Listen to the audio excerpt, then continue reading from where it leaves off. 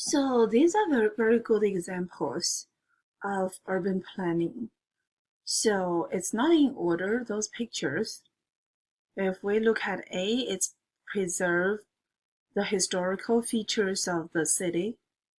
And B is protect open space. We all need those space. And C is reuse abandoned urban space. If that is old industrial site and nobody is using it, we can decontaminate it and turn into the use for by another industrial company, or we can turn it into a storage place. But just leave it like that, not using it, is waste of the land. And D is plan for pedestrian and bicycle travel. I do not see that a lot in Houston, but it'd be nice to have those, right? And E is encourage mix the housing and the business so people do not have to drive a long way for shopping.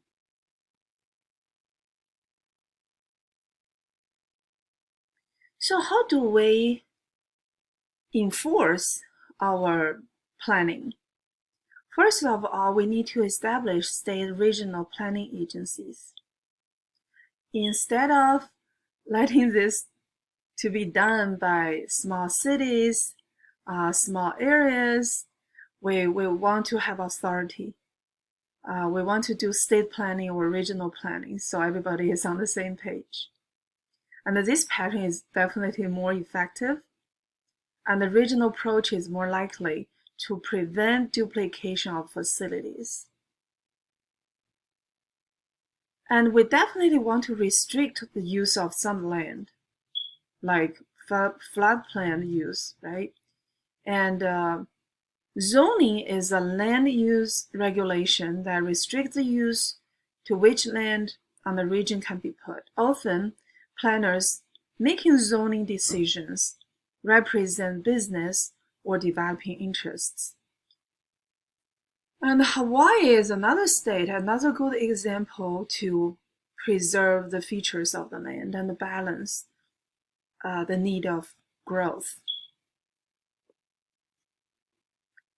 The second example I want to use here is New York State.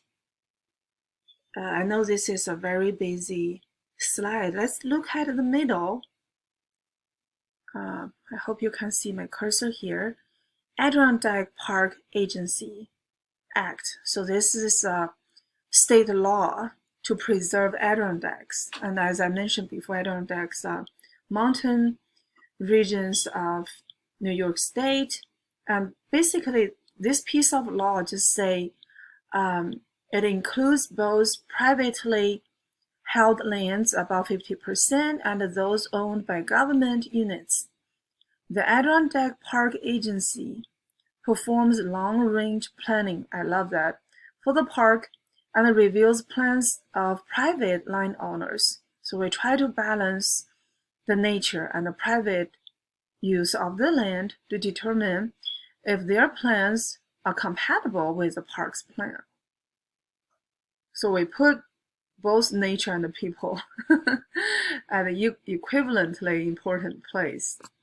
So Adirondacks area is looking like this. This is the state map of New York State, and this area is the Finger Lake region, and these are the Great Lakes, and this area is Adirondacks. It's adjacent to Canada. It's a mountain area. And because of this law and preserve the feature of the land, it is very beautiful. Look like the left side.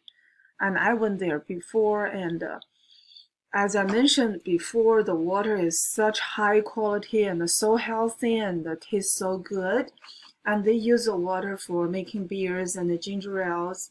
And if you travel in this region, the mountain area, on top of those beautiful views, you can enjoy the water everywhere. And even in the bathroom, they said that it's drinkable. And I tasted it, it's really good. So we've been talking about a lot of problems resulted from unplanned urban growth. So I want to emphasize in the last phase of this chapter, what should we put in our mind? When we do urban planning, there are a few, or you can say several, important issues we have to deal with and put in our mind. The first one is urban transportation planning. And we have 4 goals: conserve energy and land uses,